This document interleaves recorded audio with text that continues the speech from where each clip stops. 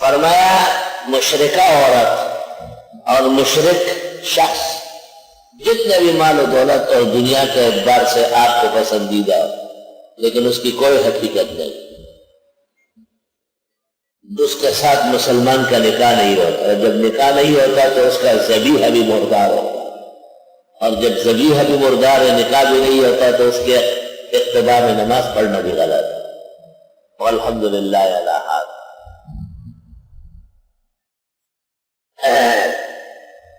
اولئک یدعون الی النار، یہ وہ لوگ ہیں جو پکارتے ہیں جہنم کی طرف، واللہ مشرکین، واللہ یدعو الی الجنت،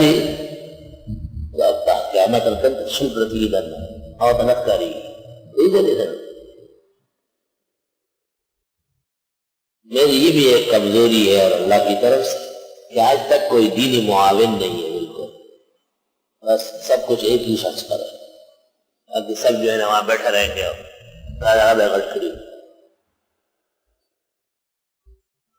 علماء فضلاء سارے فاضل ہیں۔ کس بات کی فضیلت ہے؟ آپ لوگوں کو مسجد میں بیٹھ کے قرآن شریف کھولنا چاہیے، اور یہ 25 سال ہو گئے دور حدیث و تفسیر ہے، چاہیے کہ اب جیسے مجھے آج دیر ہو رہی تھی ایک شخص بیٹھ جاتا 2-4 رکوع پڑھا لیتا توبہ میں دیے ربا انکار فرما۔ اس لیے تو ابراہیم علیہ السلام خوش ہو رہے تھے، الحمدللہ الذی وہب لی علی الکبر اسماعیل و اسحاق۔ شاہ اسحاق اور شاہ اسماعیل دونوں شاہ عبدالعزیز کی زندگی میں تیار ہو گئے تھے، تو حضرت شاہ عبدالعزیز سے بھی یہ آیت پڑھتے تھے، بہت خوش ہوتے تھے کہ شاہ اسحاق اور شاہ اسماعیل دونوں بہترین محدث ہو آگے۔ جب شاہ عبدالعزیز صاحب کا انتقال ہوا تو خاندان کے لوگ فکر مند ہو گئے، علم میں اور عمر میں شاہ اسماعیل زیادہ ہے، علم میں بھی بہت زیادہ ہے۔ تو شاہ اسماعیل نے کہا میرا کام دوسرا ہے، جہاد ہے، تو کسی وقت بھی نکلوں گا یہاں سے۔ تو شاہ اسحاق کو بٹھایا گیا گھر سے حدیث کے لیے۔ حکم یہ تھا کہ شاہ اسحاق در سے حدیث دیں گے، اور شاہ اسماعیل کے لیے دیوار کے ساتھ مصلی ڈلتا تھا، وہ بیٹھا رہتے تھے، سنتے تھے، اصل نگرانی کرتے تھے کہ یہ کس طرح پڑھا رہا۔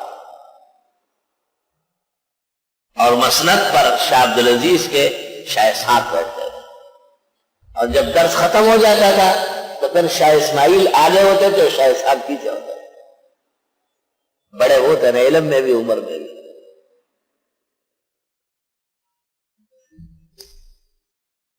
ایک پادری تھا جس نے بڑے علوم حاصل کیے تھے، اور وہ مختلف طریقوں سے شاہ عبدالعزیز سے مناظرے کرتا تھا۔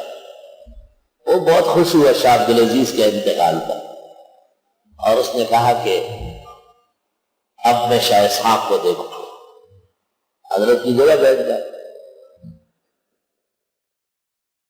تو لوگ فکر مند تھے، فیصلہ یہ ہو رہا تھا کہ اس کے ساتھ گفتگو کے لیے شاہ اسماعیل ٹھیک ہے، وہ فصیح بلیغ ہے، اور شاہ اسحاق کی زبان میں تھوڑی سی لکنت تھی، صاف زبان نہیں تھی۔ تو انہوں نے کہا، شاہ اسماعیل نے کہا کہ یہ تب ہوگا کہ شاہ اسحاق اجازت دے تو میں باتیں کروں گا ورنہ نہیں کروں گا۔ شاہ اسحاق نے کہا کہ نہیں، میں خود کروں گا۔ تو کیسے کرے گا؟ کیا ڈرے مجھ سے؟ آپ کی زبان صاف نہیں ہے۔ تو شاہ اسحاق نے کہا اگلا بولے ہی نہیں، کچھی اردو دے کہ اگلا بولے ہی نہیں۔ جب مناظرہ شروع ہوا اور شاہ اسحاق نے تقریر کی تو پادری کا منہ بند ہو گیا، یہ مطلب تھا اگلا بولے ہی نہیں۔